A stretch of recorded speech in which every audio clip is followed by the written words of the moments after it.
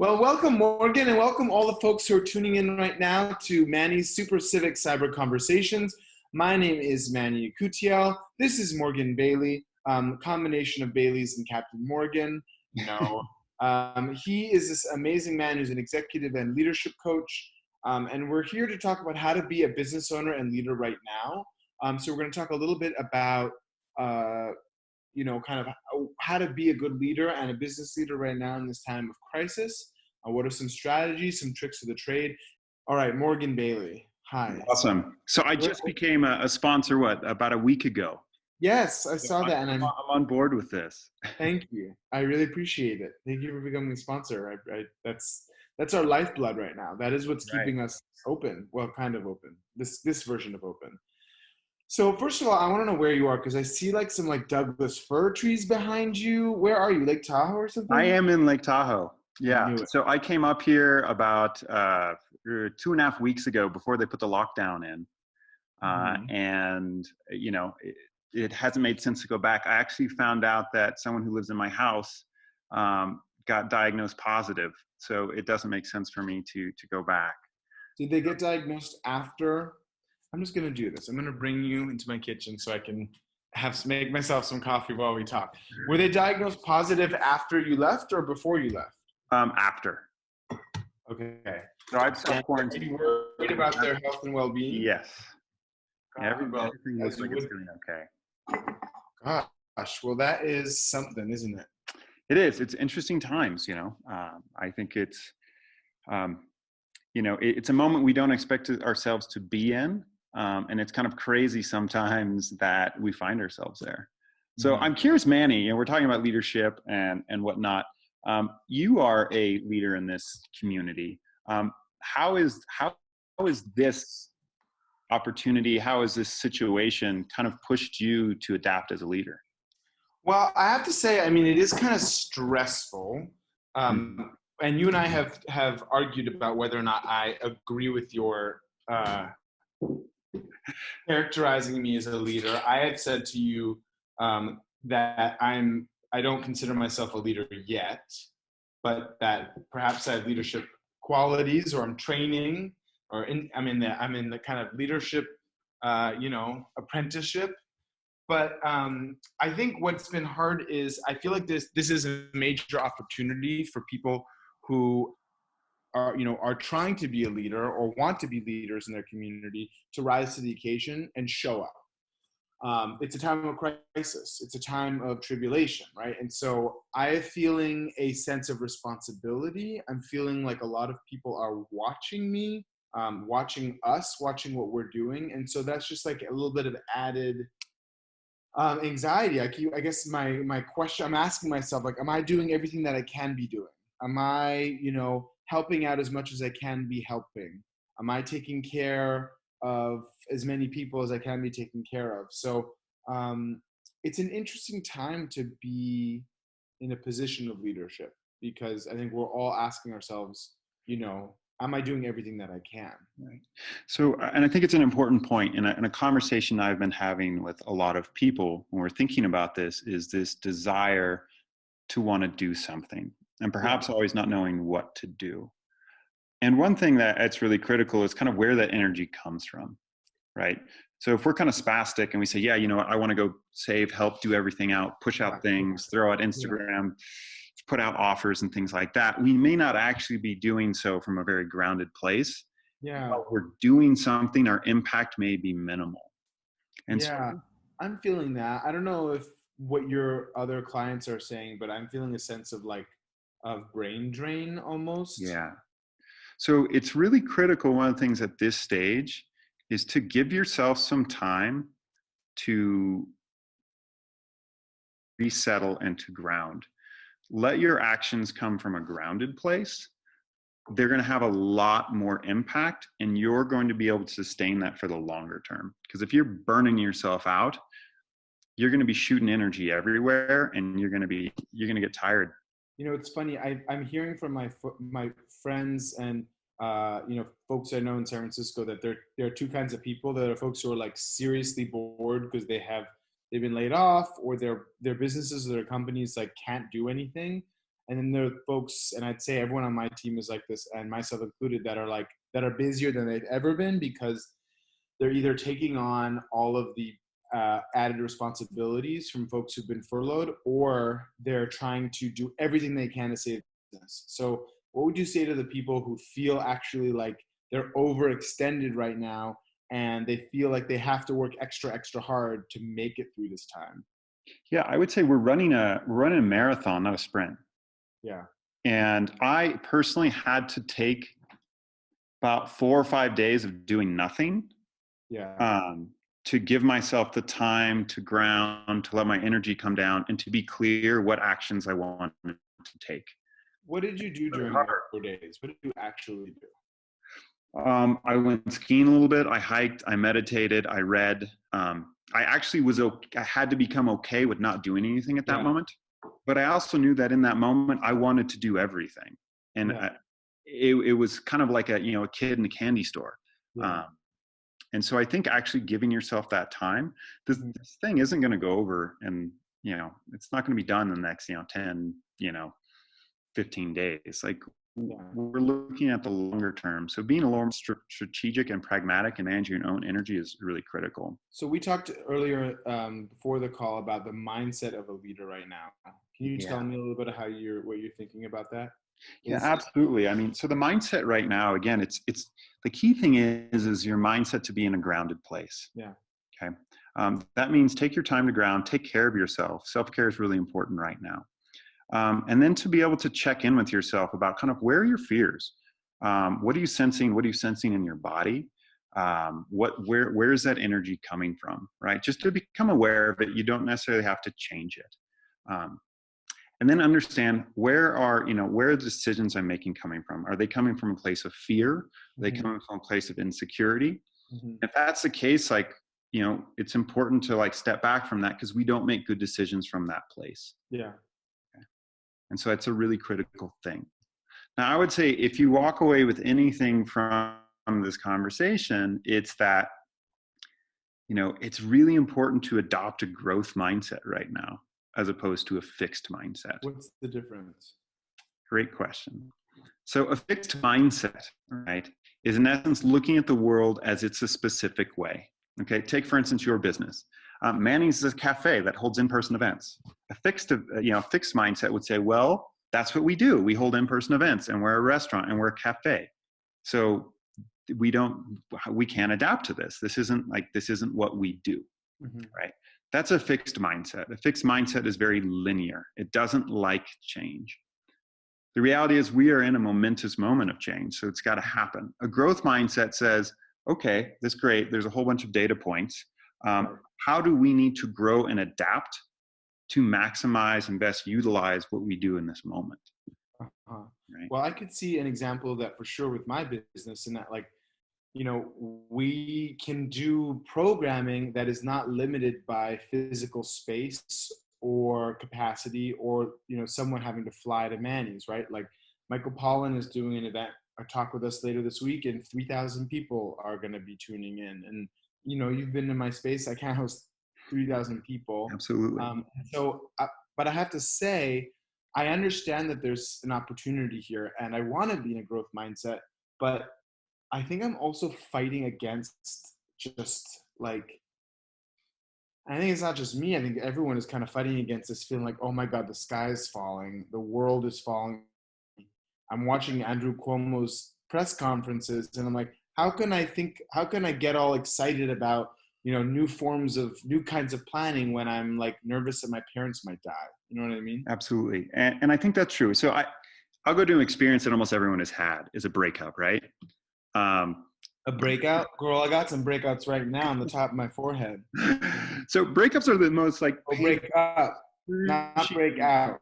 Break out. I've had both of those. I had breakups and breakouts. So breakups are so extremely painful, right? And in that moment, we're holding on to how things used to be. Yeah. At the same time, things are no longer that way.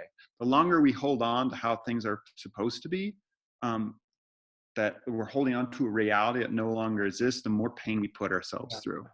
Now, some of us take breakups as an opportunity to learn, grow, stretch, and heal. And we come out the other end stronger, right? But the What was reality, it? Learn, grow, stretch, and heal. Is that what you just yeah, said? Okay. Learn, grow, stretch, and heal from a breakup. Got it. right. So you end up at the end stronger than you were before. Mm-hmm. And so the reality, the fact that we're still holding on to the past a little bit, yeah, that's normal, right? Again, it's like the breakup. We hold on to the past. We're human. That's what we do. We just have Yeah. to be aware of it, realize that we're doing it, and then ask ourselves, well, what would it be like to adopt a growth mindset here? Because we think about what are new possibilities, and what's happening right now, whether we like it or not, is the world is thrusting upon us like this new realm of possibilities. Yeah. Uh, Well, also, and what's so hard about a breakup is fear, because you don't know if you're ever going to find someone again. How would exactly. you advise? And this is my fear is that I'm never going to be able to do what I was doing. Or somehow we come back and no one wants to gather in person again in groups of more than 10, and folks are just over it. Like, that's my fear. How do you advise? How can we try not to let the fear paralyze Yeah, us? absolutely. One is not to necessarily fight the fear. What you resist persists. And so one thing is to make room for the fear, say, I see you, and I recognize that I have no idea what's going to happen after. Mm-hmm. Just like the breakup scenario, it's like, I don't know what is Yeah. next. But what's next, we tend to think the worst possible scenario, but what about the other scenario, right? What about the fact that Manny's is completely changed after this, right? In a way that's amazing and you can't imagine, right? So if you put your energy and attention into that, Yeah. you got to think about, well, how's that actually going to help you create that reality? Yeah. It's a That's tough time. exciting. It's a tough time. I mean, you mentioned that it's a marathon, not a sprint. Exactly. And, campaigns are similar to that, because a campaign typically takes a year, year and a half, sometimes 2 years to run. And you have to, well, campaigns are kind of both a sprint and a marathon, but you have to realize that you're going to be working extra hard for the next year and a half, 2 years, so you can't burn out early. Um, what are some daily things that people can implement now that we're kind of trying to get used to this new normal, to exist, to finish this marathon, to pass the finish line with a growth mindset, and actually to make the most out of this time that we've had? Yeah, absolutely. And that's a great question. The first thing is to actually take this time to evaluate, look at your business, look at your life, and see where are the challenges really at, and where is the room for growth, where are the opportunities. Okay, so I would recommend, so actually I created a sheet I can share later Ooh, that kind nice. of walks people through, like, here's a way to sort of evaluate your business and to look at what's going on right now from a different lens. Okay. So taking time to self-reflect on that and to get really clear what's most important, And I right? think meditation is probably a big part of that too, huh? Absolutely. I think it's actually, again, it's taking that time to ground, get clear on where's your energy coming from, and then to be able to start to look at, okay, what are the real risks and challenges I'm facing? People are dealing with significant financial challenges. They're dealing with issues, their employees dealing issues, their products, their services, their customers, Mm-hmm. right? But to really sit with it from, and get out of a place of fear and say, what is most critical right now? Mm-hmm. And where does my energy need to go? Okay. You say that like you don't agree.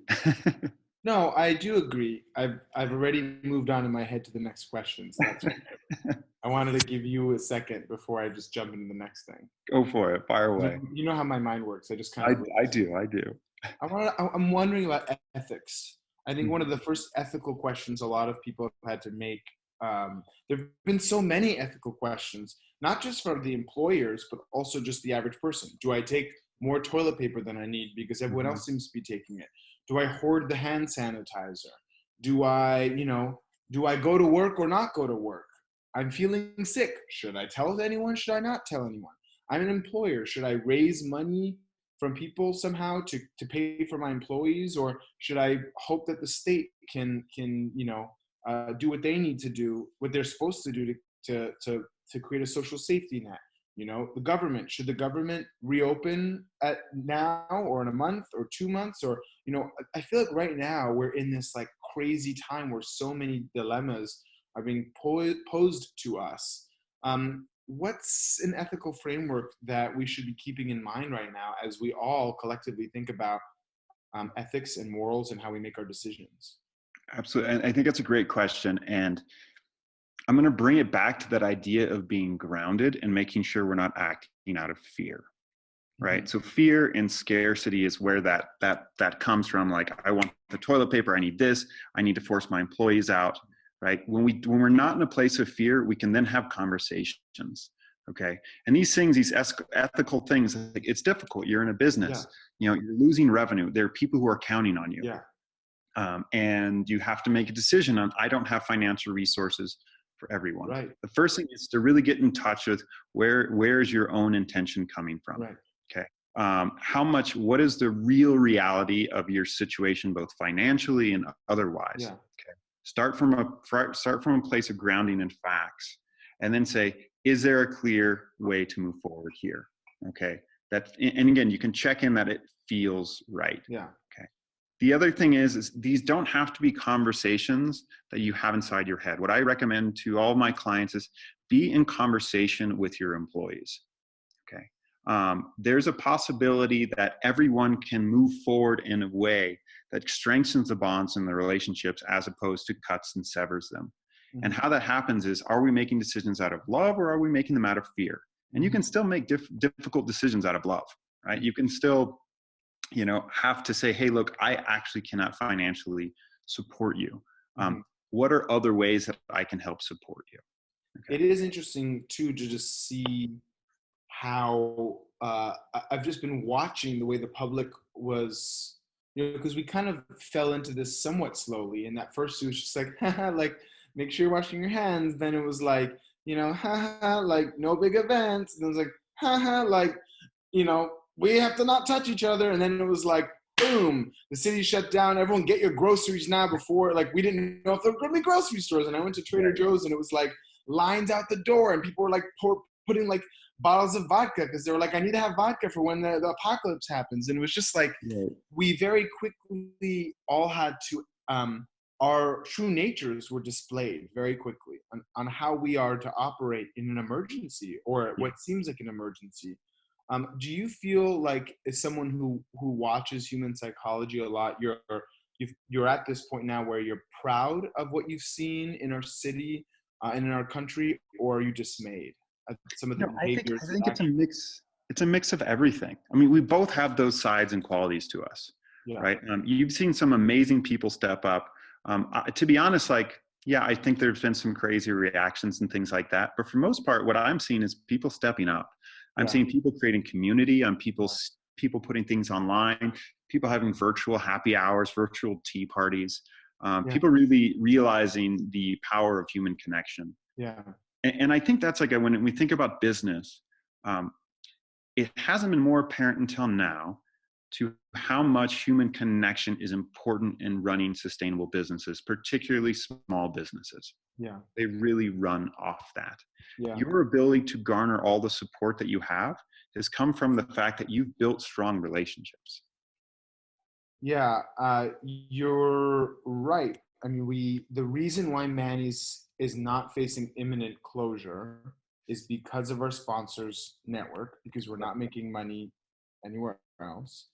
And each of those people have a human experience, either with me or my staff or our events, and thought that is something or someone that I want to ensure sticks around in my community. And it was a lot of work, but we've only been open for 1.5 years. And so I feel propped up by a large connection, large community of individuals who have a personal connection to what we're doing. So I think if I were to give any advice to any other small business owners out of this to be resilient for the future is do what I'm doing. If you have a community, ask them to step up, and be a part of. Yeah. And you have to build those bonds, and there's a story, Whole Foods, back when Whole Foods was small in a singular store, there was a massive flood and they lost all of their inventory, right? Yeah. And they were about to go out. Yeah. And they showed up thinking, well, we'll just pack up. And the entire community showed up to support and help rebuild. They wouldn't have been able to do it without the community. Yeah. An important thing is they spent time cultivating that community beforehand. Yeah. So that's really critical. So when I I think about adding value here in the conversation, when I think about how to serve your customers and clients is, one is like, meet them where they're at right now, right? Their needs and energy and focus may have changed. Mm. Okay. So how can you actually meet them where they're at with your product or service, or adapt, right? People are, like in your case, people are looking for connection. People are looking for conversation. You said, well, let's adapt and create that. And let's serve that need.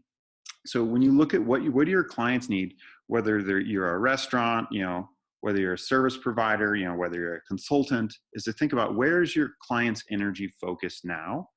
And now how can you meet that energy? Mm-hmm. There's an interesting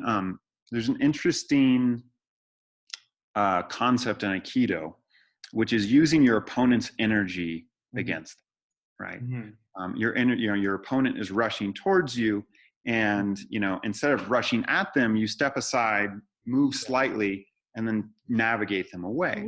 You would know about Aikido, wouldn't you? You strike me as an Aikido kind of person. It's fine. I could say yeah and try to sound really cool, but I actually just read it in a book the other day. So okay, all right. But it really resonated. And then so it's like, well, how can we use this situation in the momentum of this energy, the momentum of everything going online, the momentum, of people, getting stuff delivered to their houses, of changing how they do products and services. This is all momentum headed in a direction. So how do we align with this momentum instead of fighting it? And so looking through the lens of your business to think, where is the momentum of my industry going based on this? And now how can I actually move in line with that, as opposed to fight it and hope that it's going to go back another way? Okay, counterpoint, but I also want to say, if anyone has a question for Morgan, now's the time to ask. We only have about 5 minutes left. So feel free to type your question in the Q&A box. My business has always been swimming upstream. No one was saying, what we need in our politics is more like neighborhood physical community spaces. Like, that's not efficient. That doesn't scale. You can't reach millions of voters at the same time. And I've always been like, I don't care. I want to build a physical space. So why go with the flow now? Is that really what we should be doing, or no? No, and I think going with the flow isn't necessarily, what's most apparent, right? Like, right. It wasn't most apparent that, the reality is there was a momentum of people wanting a space to create. Yeah. Right. People, that was a need there. And you had to look at that. And again, you were meeting people at like where their need was, where their focus was. Yes. And you met that. And so I think looking at that and seeing where are the opportunities for your business to create that now. And so key things to think about is, one is, how can you reframe your products and services to meet clients' needs in new ways, right? And really spend time thinking about that. Talk to your clients, have conversations about that. How can you strengthen your relationships within your organization and team, and try to build more collaboration out of there so that you can come up with these new ideas, right? Like, I'm sure at Manny's, you guys have been talking and ideating around things. It's not just you sitting in that tiny little office you have, right? Well, thank God I'm actually not spending a lot of time in that office, because it's really small. Yeah. And lastly is like, what other kind of collaborations can you have, right? So think outside the box, right? Like, you're building collaborations, you're building connections with a wide network of people. Yeah. The amount of people that you're going to be able to have conversations with and you're going to have a network with after this is massive. Yeah. So if you're a small retailer, if you're an online store, who are other businesses that you can have a win-win with? Yeah. And I really, again, I can share, I created a business resilience worksheet or something like that, that I created that kind of says like, list 10 potential collaborators. Yeah. And really go through that. Hey, anyone that's joining, can you raise your hand on the participants if you'd want to take a look at that worksheet? There's a little hand raising button. If this is something you're interested in, just go ahead and raise your hand, and we can see if there's enough interest to send it over. Oh yeah. Okay. I can also put in the comment box the webpage where it can be downloaded, if that's cool. Oh, yes. Can you do that, if you don't mind? You just make sure it's to all panelists and attendees. I feel like as a small business owner, I would love some direction in how to best use this time. I could definitely use that help. So if you're willing to send that to everyone, boom. I just sent that off. So here, a couple other things. We have a couple more minutes, but for particular business owners, is to look at what resources you have, like are out there right now. There are, they just passed big legislation to allow small businesses to get loans and things like that. So it's possible to get a small business loan now for up to $2 million. You can actually get a front on that money up to $10,000 that doesn't have to be paid back. Yeah, I actually applied for that yesterday. Awesome, right? So I put information on there. If people have more information they think it's useful for business owners to know, they can email it to me. I'll upload it to that. I'll upload it to that webpage. My only suggestion for this, Morgan, would be if you could have like a fillable PDF version of it. Yeah. Most people don't have printers at their homes and they're stuck at home right now. Yeah, I can do that.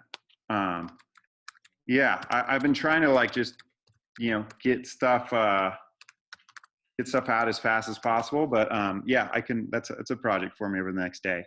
Also, if people have more ideas on what they would like to see or information they would want, Morgan at Intrepid Coaching, I'd be happy to send that information out.